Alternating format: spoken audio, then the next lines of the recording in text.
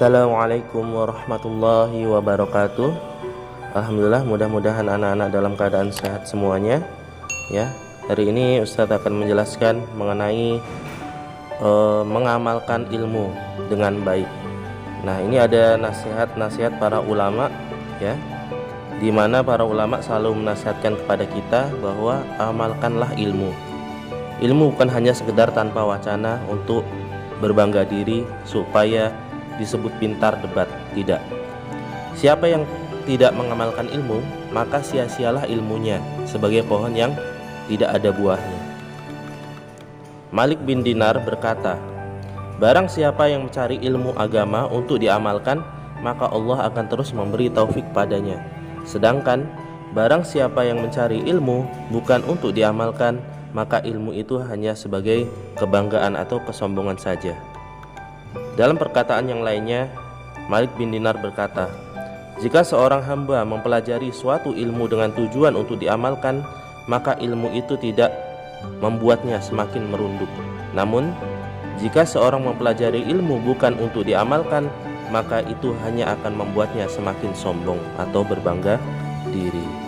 Nah, di sini Wahb bin Munabbih berkata juga, permisalan orang yang memiliki ilmu lantas tidak diamalkan adalah seperti seorang dokter yang memiliki obat namun ia tidak berobat dengannya. Ibrahim Al-Hasbi juga berkata mengenai pengamalan ilmu ini. Ayahku pernah membawaku pada Bash bin Al-Harits.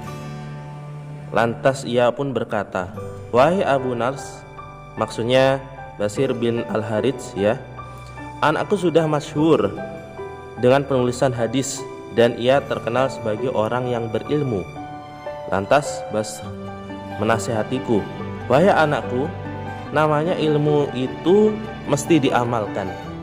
Jika engkau tidak bisa mengamalkan seluruhnya, amalkanlah 5 dari 200, ya.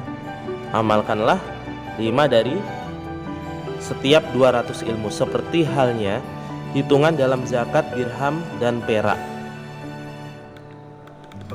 Kemudian anak-anak sekalian, Syakib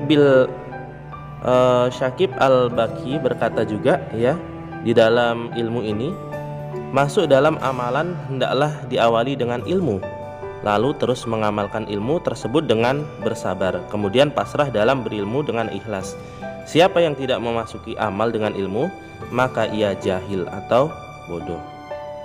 Sufyan bin Uyainah pun berkata, tidak ada sesuatu yang lebih memudaratkan kalian selain raja yang jelek dan ilmu yang tidak diamalkan. Jadi anak-anak, kita harus mengamalkan ilmu ini dengan sebaik-baiknya.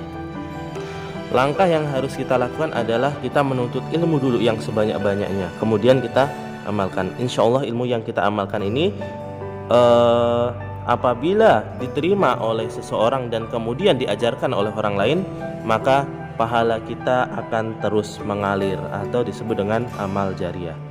Itu saja dari Ustadz. Mudah-mudahan ini menjadi manfaat buat kita untuk selalu mencari ilmu dan mengamalkan ilmu dengan sebaik-baiknya. Karena di dunia ini adalah ladang pahala. Tempat yang sesungguhnya adalah di akhirat. Itu saja dari Ustadz. Wabillahi taufiq wal hidayah. Assalamualaikum warahmatullahi wabarakatuh.